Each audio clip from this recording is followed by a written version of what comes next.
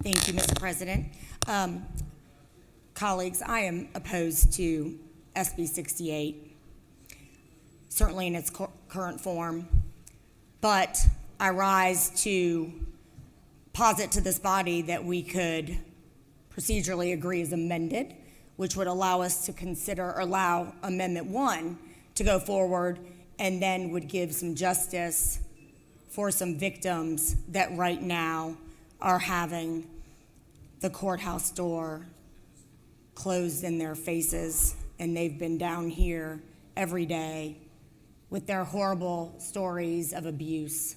And I think that this body should listen to those stories of abuse. Imagine the horror of learning that a child you love has suffered unimaginable abuse. Abuse that will, at a minimum, shape and may even destroy the rest of that child's life.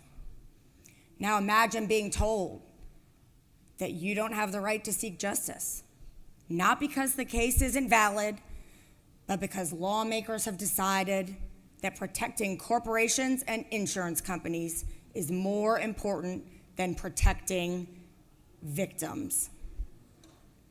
And that's exactly what will happen if these so-called lawsuit reforms pass. These so-called reforms are not about stopping frivolous lawsuits. They are about, and they will, shield negligent institutions from accountability at the expense of children and victims of violent crime. All the cases I'm about to reference are cases from right here in Georgia. Consider the case of a 7-year-old boy repeatedly molested at summer camp because the staff ignored their own safety rules. Too much trouble to enforce. He now suffers from PTSD and has suicidal thoughts. Or a 5-year-old girl who was raped with a pencil at camp because the staff failed to supervise the children in their care as put out by the camp's own policies. She now lives with nightmares and deep emotional scars. And then there is the horrifying case of an extended stay hotel that allowed a nightmare to unfold inside its walls. A man held his children and a vulnerable teenage girl captive for years. 3 of the children were conceived and born inside of this single hotel room without any medical care. Over 15 months, a year and 3 months, these children and the young woman were starved and tortured. A 15-month-old baby weighing only 7.5 pounds, the size of a small newborn, died of starvation. And at that point, authorities were called. The baby was dead. Her tiny body bore the signs of prolonged abuse, a broken arm, and 42 fractured ribs. The other children were critically malnourished. The woman, the mother, the captive mother, weighed only 59 pounds and was in a catatonic state for months. And all of this happened because the hotel failed to follow its own very basic policies. Under their policies, they were supposed to check on guests weekly, make sure that each room was entered on a weekly basis. And they didn't. They didn't do it for 15 months. And there were people imprisoned inside the hotel room for 15 months. A 15-month-old baby weighing 7 pounds with 42 fractured ribs. An enslaved woman 59 pounds who had given birth in this hotel room. I would suggest to you, colleagues, that the reason the policy exists for the extended stay hotel is to make sure things like that are not happening. But they were, and this hotel did not follow its own policies, which led to the starvation and malnourishment of 3 kids, the death of another, and the enslavement and malnourishment of a young woman. Even after the police came looking for one of the abusers of this family, they allowed the abuser to switch rooms and re-register under a fake name, enabling the abuse to continue after the police had shown up. After the police had shown up. If these lawsuit reforms pass, the victims in these cases may never get their day in court. And it's worse than that for our society. It's not just about the victims of these horrific crimes. It's actually about our whole society and what safety measures we should be able to expect out of businesses that invite the public onto their property.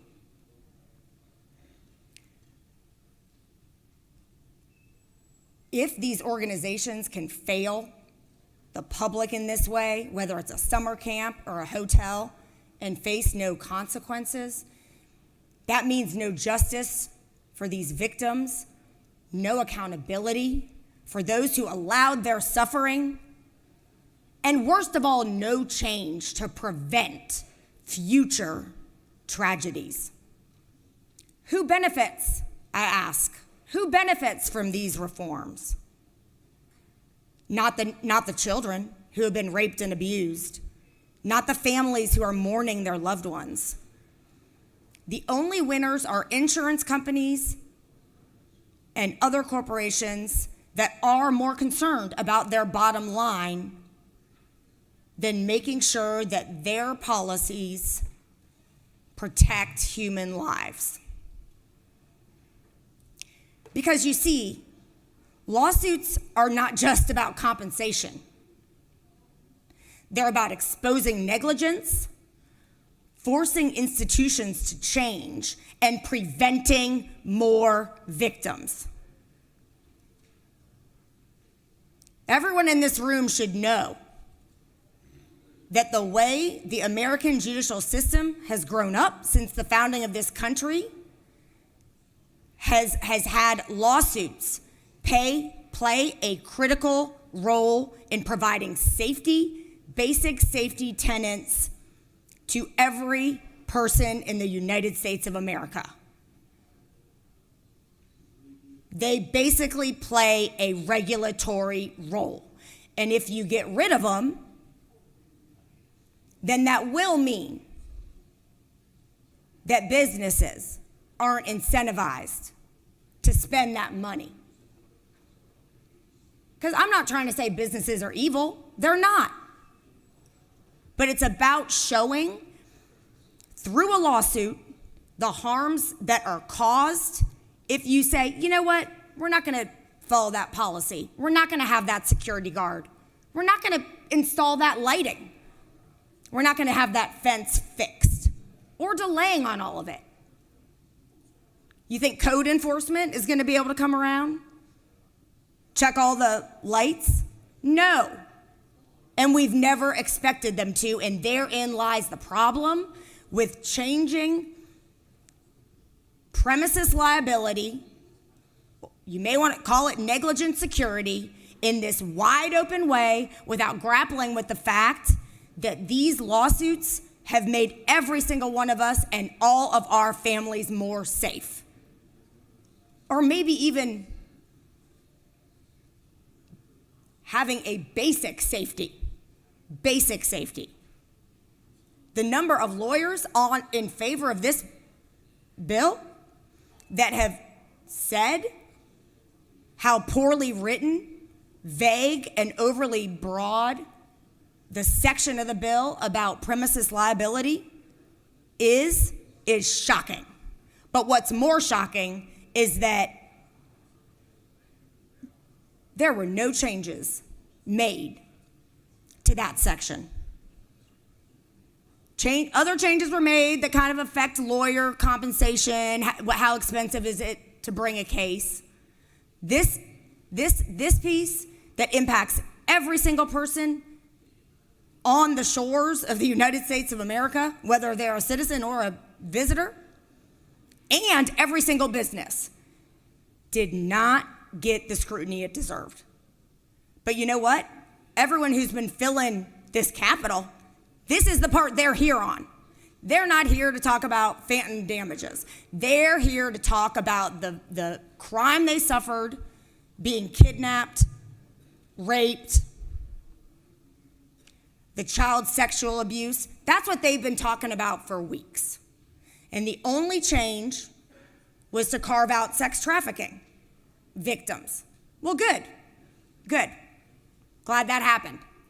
But it also puts the lie to the entire rest of the section, because it also says, all right, if you were sex trafficked, you can have your day in court. But if you were kidnapped and raped and held for 15 months, then nope, no luck for you. So let that sink in. Being stabbed, no big deal. Raped, totally fine. Murdered, oh, that's a shame. You got to face all these additional barriers. Sex trafficked, all right. You we want to take care of. Can you imagine how crazy that sounds?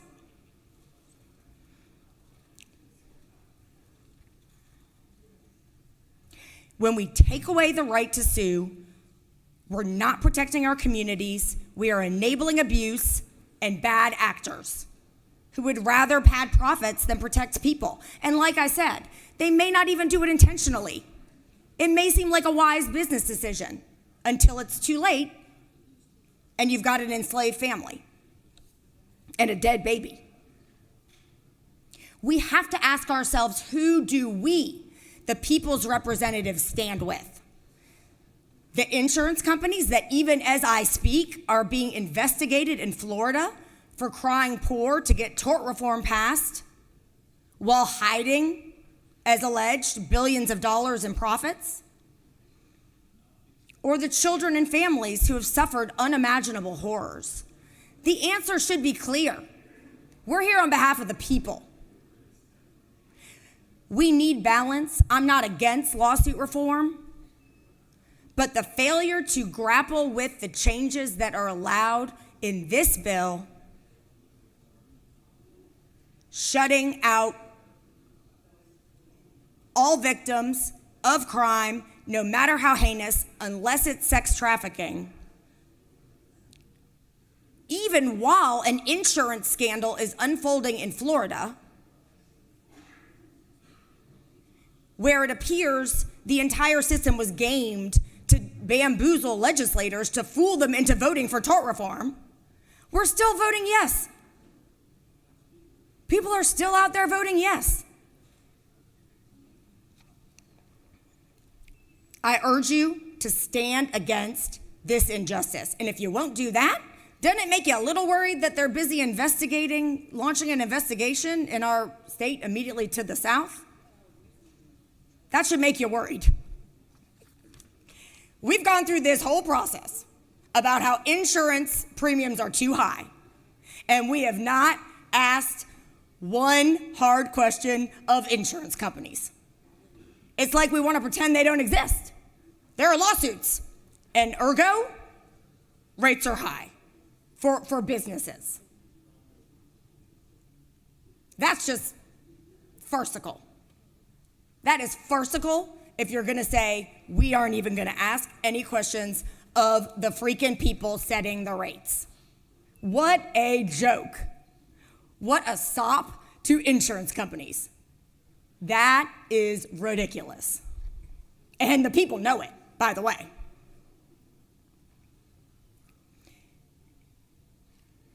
They know it. And I would tell you, colleagues, that the shape this bill is in, it's real dangerous. to be voting for this bill, given the scandal in Florida and what it does on premises liability.